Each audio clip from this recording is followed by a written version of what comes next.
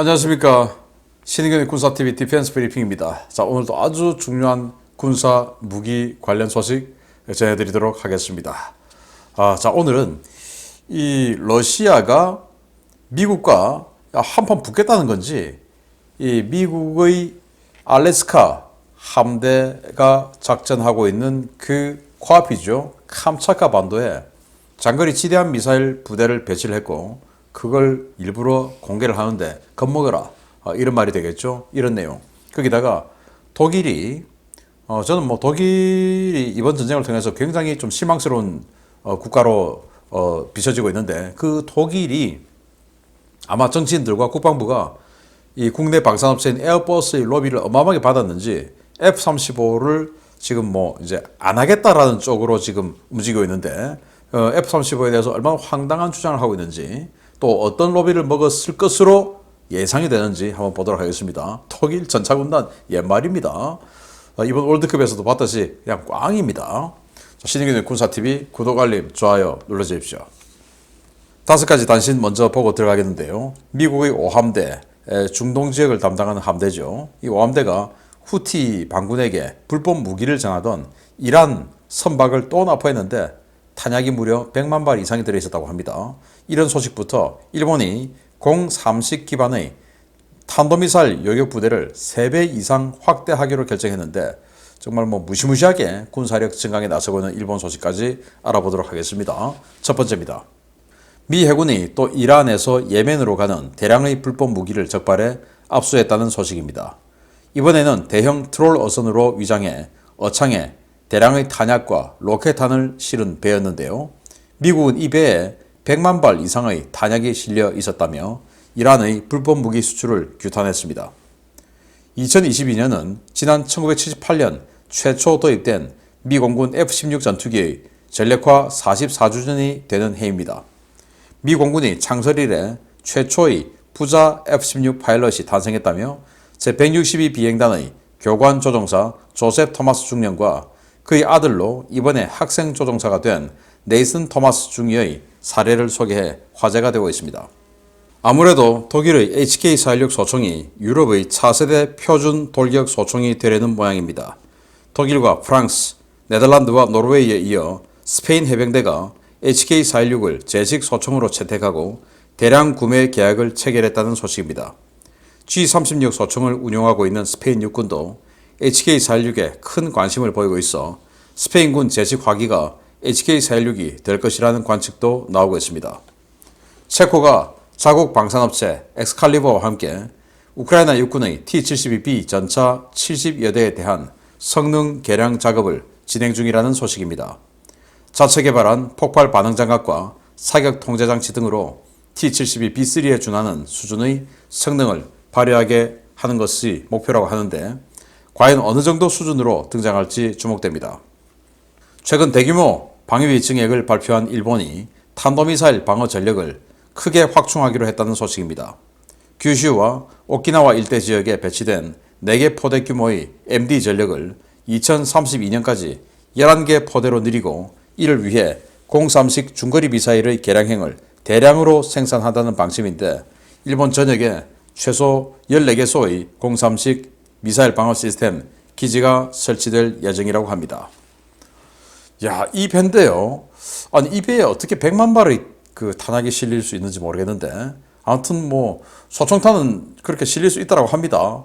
이 배에 소총탄 한 100만 발, 그리고 RPG탄 뭐 이렇게 해서 가득가득 탄약이 실려가지고 이란을 출발해서 이제 그 오만을 지나야 예멘으로 가지 않습니까? 그렇게 가다가 미 5함대에 걸린 거죠. 그렇게 해서 다 또 압수를 당했다라고 하는데, 자, 후티 반군에 이렇게 무기가 또 도착을 했으면 사우디아라비아에게 엄청나게 부담이 됐겠죠. 그래서 사우디아라비아 빨리 미국하고 좀 화해하고 유가 좀 내리는 이런 정책을 좀 취해주면 좋겠다라는 생각이 듭니다. 그리고 친중하지 말고 라는 생각도 좀 들고요. 자, 두 번째인데요. 이 사람이 아버지, 여기가 아들. 아버지는 중령, 아들은 중인데요.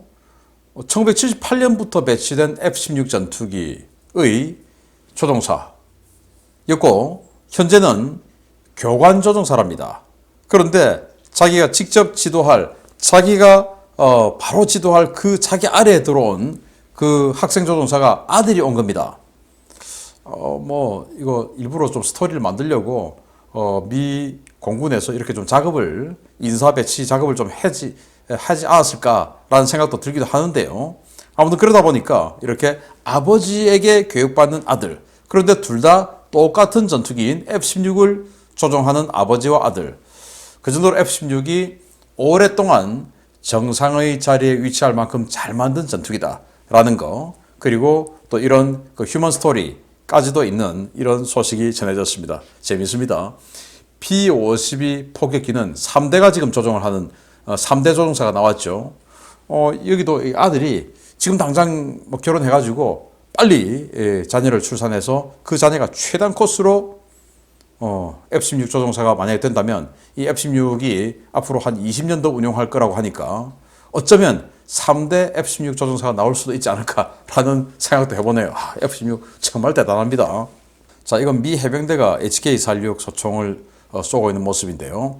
스페인 해병대가, 이건 뭐 스페인 해병대 아니고 미 해병대입니다. 스페인 해병대가 자기네들 제식 소총으로 HK-416을 쓰기로 했다. HK-416 독일에서 만들었죠. 미 해병대는 M4 안 쓰죠. 이 M16A4 쓰다가 요새 HK-416으로 살살 갈아타고 있는 모양새예요. 그런데 미제 안 쓰고 뭐 왜 이래? 라고 할까봐서 그런지 분대 지원 화기, 분대 지원 기관총으로 HK-416을 도입하고는 그걸 조금 확대해가지고 다 쓰고 있는 이런 상황인데, 스페인도 HK-416. 그래서 유럽이 지금 대부분 HK-416으로 가고 있는데, 독일이 G36이라고 아주 전위적으로 생긴, 잘생긴 미래지향적인 총 만들었다가 완전히 그냥 말아먹고 다시 이 HK-416이 각광받고 있는 상황인데, 참 비싸고 좋은 총인데 부럽네요. 자, 이거 스페인의 엑스칼리버가 라는 회사에서 만든 개량형 T-70이랍니다. 그래서 이 증가장갑, 폭발 반응 장갑 이런 건데 이거를 우크라이나에 준다. 그래서 우크라이나가 노획한 전차 뭐 이런 것들 갖다가 체코에 갖다 줬고, 그 체코가 이렇게 갖다 붙여가지고 이제 이 업그레이드해서 우크라이나에게 준다라는 홍보 사진이에요. 근데 누가 봐도 이거 그냥 딱 봐도 콘탁트 1 같은 그런 스타일의 폭발 반응 장갑 같은데, 체코는 그거하고는 차원이 다르게 성능 좋다라고 하는데 뭐 그러기를 바랍니다. 아무튼 완전히 그냥 아무것도 없는 반응 장갑, 아무것도 없는 그런 것보다는 이렇게 폭발 반응 장갑 덕지덕지 갖다 붙여서 전선 배치하면 뭔가 RPG-7이나 이런 거에는 상당히 효과가 있으니까 좀 기대됩니다. 많이 갖다 주기 바랍니다. 그 일본의 03식 기반의 탄도탄, 그러니까 우리 천궁 그리고 뭐 엘셈 다 합한 거, 그런 스타일로 지금 만든다는 거예요. 그래서 탄도탄을 요격할 수 있는 그런 미사일로 업그레이드를 하는데, 우리 엘셈 또 엘셈2 뭐 이런 것처럼 이거 하나로 그냥 다 뭉친다라는 건데, 이걸 지금 이제 현재 4개 포대가 있는데 11개 포대로 만들고 조금 이제 흩어가지고 14개 기지에다가 배치를 한다. 그리고 미국과 일본은 이 탄도탄뿐만 아니고, 탄도탄은 이미 한 20년 전부터 지금 탄도탄 요격 작업은 같이 해오고 있고, 극초음속 미사일 요격 작업도 이제 같이 하는 걸로 공동 대응 구축선언을 했어요.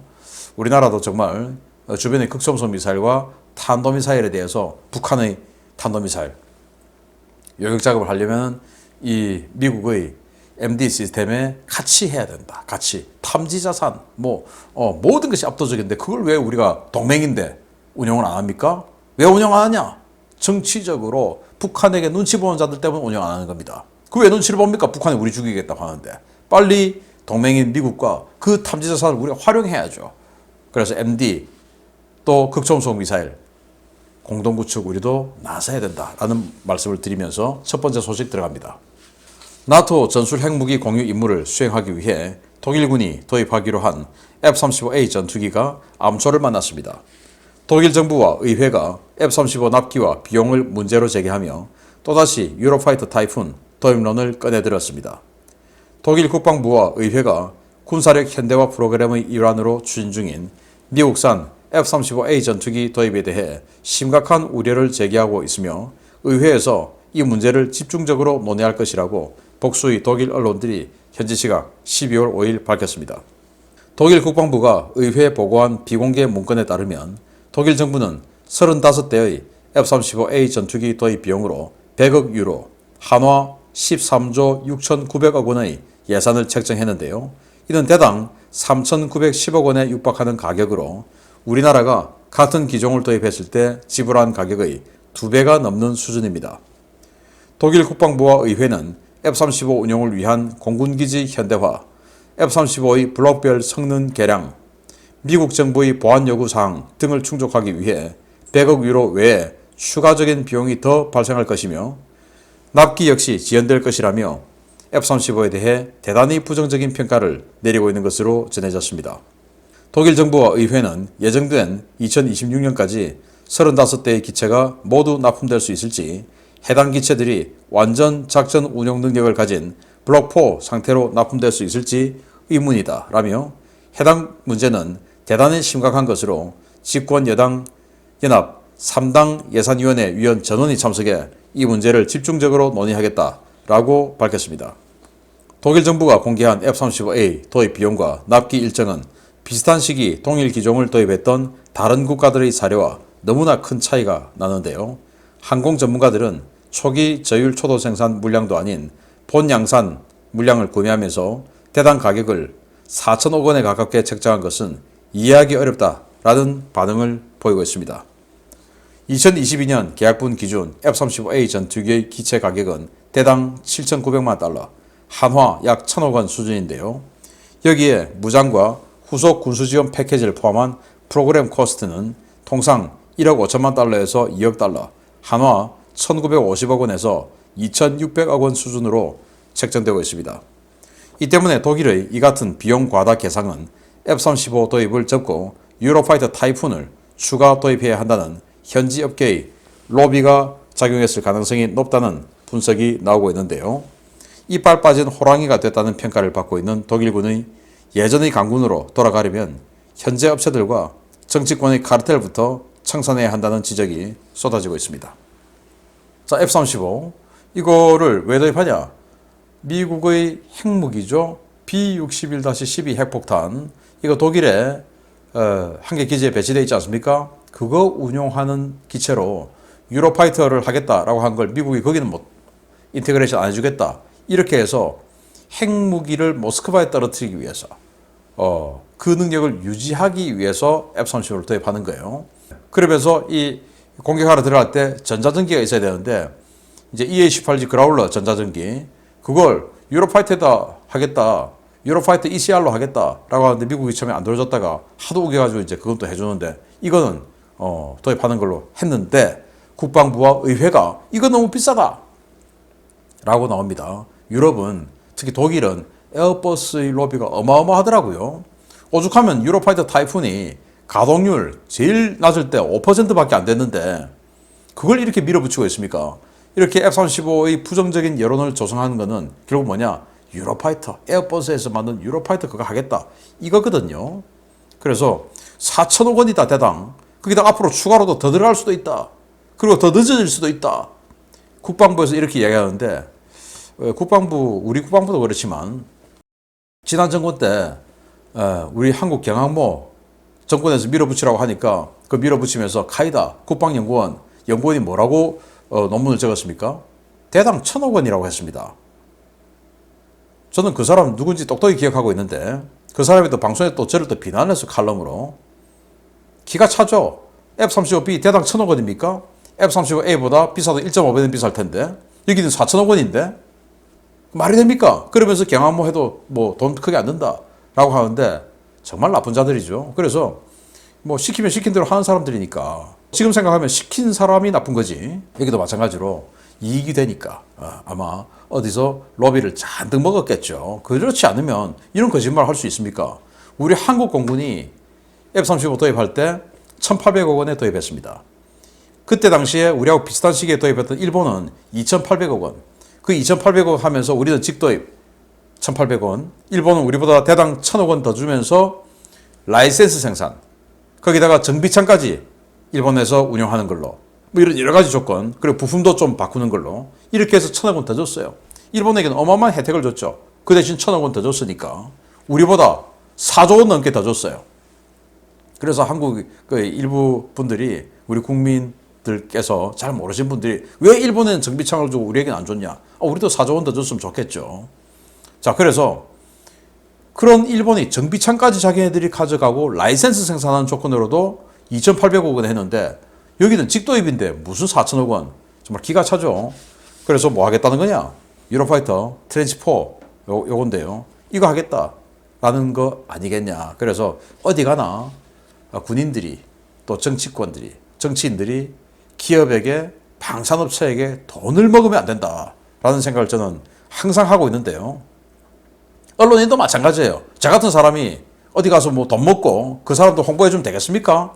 안 되죠. 그러면 여러분들이 저를 신뢰하겠습니까? 안 되죠. 그래서 저는 어제도 오늘도 내일도 방산업체 로비는 안 받습니다. 앞으로도 마찬가지일 겁니다. 그래야 제가 똑바로 이야기를 할 수가 있죠. 제가 뭐 요즘 뭐 한화 디펜스 막 칭찬하고 하니까 한화의 뭐 상품권이라도 하나 받았을 것으로 생각하는 분도 있을 수 있겠죠. 그러나 결코 그런 일은 없다. 제 부모님의 이름을 걸고 제 없습니다. 제 자식의 미래를 걸고 없습니다. 없습니다. 저는요, 그런 일 안 합니다. 우리 군인 여러분, 우리 정치인 여러분, 여러분들도 그런 사명감 갖고 좀 해주세요. 저 아무것도 아닌 저도 그렇게 하는데 그래서 되겠습니까?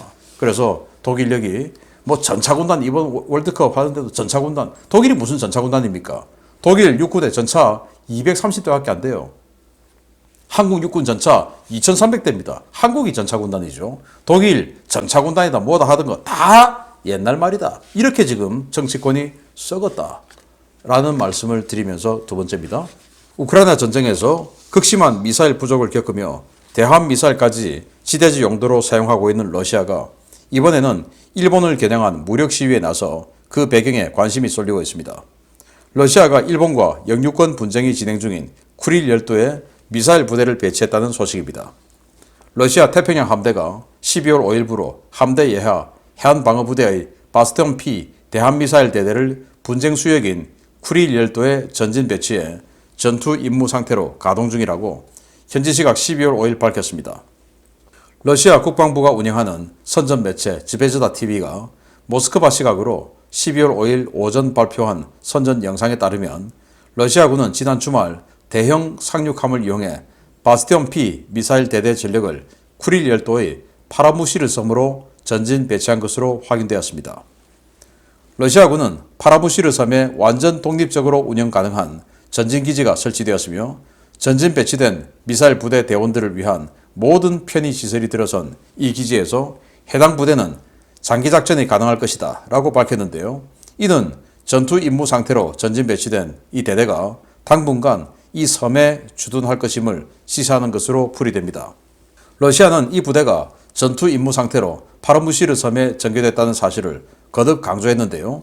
이는 미사일 지휘 통제소와 발사 차량이 언제든지 미사일을 발사할 수 있는 상태로 가동되고 있음을 강조한 것이어서 일본에 대한 무력 시위, 미국 함대에 대한 무력 시위 목적으로 이번 배치를 강행했을 것이라는 추측을 낳고 있습니다. 바스티온 P 시스템은 러시아의 현용 주력 대한미사일 중 하나인 야혼트 초음속 대한미사일을 지대한 버전으로 만든 연안 방어 시스템인데요. 지휘 통제 차량 1대와 지원 차량 1대, 이연장 미사일 발사 차량 4대가 한 개 포대를 구성하며 이러한 포대 3개가 모여 한 개 대대를 편성합니다. 러시아 태평양 함대에서는 3개 바스티온 여단이 존재하지만 이들 가운데 2개 여단은 우크라이나 전쟁으로 인해 흑해 지역으로 차출되었고 현재 남아있는 것은 블라디보스톡 일대에 주둔하던 제72 해안 미사일 여단 전력뿐인데요. 이번에 전진 배치된 전력은 바로 여단 해야 대대 가운데 하나일 것으로 추정됩니다. 일본은 파라무시르 섬에 전진 배치된 바스티온 P 포대가 조만간 실탄 사격 등 무력 도발에 나설 가능성이 크다고 보고 쿠릴 열도에 대한 감시 정찰을 강화하고 있는데요. 미사일 재고도 얼마 남지 않은 러시아, 도대체 이게 무슨 허세인지 모르겠습니다. 자, 바스티온 P 지대함 미사일 시스템이죠. 이건 야혼트라고 하는 공대함 초음속 공대함 미사일이죠. 이걸 이제 지대함 버전으로 만든 그건데 야온트는 마하 2.5에서 마하 3 정도의 속도로 300km까지 날아가는 미사일이에요. 그걸 이제 지대한 버전으로 만들었고, 이걸 이렇게 지금 현장에 도착하고 있다라는 영상을 지금 보여주고 있는 상황입니다. 그럼 여기가 어디냐? 바로 캄차카 반도 끝에 있는 섬이에요. 여기인데, 여기를 이제 쿠릴 열도라고 하죠. 이 쿠릴 열도는 일본과 러시아가 사연이 많습니다. 이 북방 사계도서까지는 1855년에 일본 거다라고 했는데, 또 그 이전에는 이 사할린 섬도 일본하고 러시아가 분할 통치를 했었어요. 그러다가 1875년에 사할린은 그냥 러시아 니들이 다 하고 이 캄차카 반도 아래 쿠릴 열도는 일본이 다 하자라고 했다가 태평양 전쟁의 패전으로 일본이 이거 다 뺏겨버렸죠. 그래서 지금 이 북방 사계도서 분쟁이 아직도 남아있는 건데, 여기다가 지대한 미사일 300km짜리를 배치하면 일본을 때릴 수는 없어요. 1000km 정도 되니까. 그럼 뭐냐? 알래스카에서 들어오는 미국 함대를 견제하겠다. 이거 아니겠습니까? 그래서 지금 이 미사일들 이렇게 보면서 이렇게 지금 그냥 뭐 세워놓은 거 또는 위에서 처리한 건 안 보이는데, 위에서 처리한 거를 보면 탄이 있는지 빈통인지 깡통인지 진짜로 탄을 적재했는지 보이는데, 그건 또 안 보여주고 옆에서만 이렇게 보여줘서 그냥 허세인가 싶기도 하고, 아무튼 지금 뭐 이거 바스티온 P까지 지금 우크라이나로 가져가서 거기서 대지상 타격용으로도 쓰기도 했으니까 탄이 얼마 없겠다라는 생각을 해보는데, 이 한 개 포대가 총 8발입니다. 8발의 지대한 미사일을 여기 이 캄차카 반도 끝에 배치를 해서 미국과 일본을 견제에 나선 좀 허세 섞인 이런 러시아, 우크라이나 전쟁이나 마무리하기 바랍니다. 마치겠습니다. 감사합니다.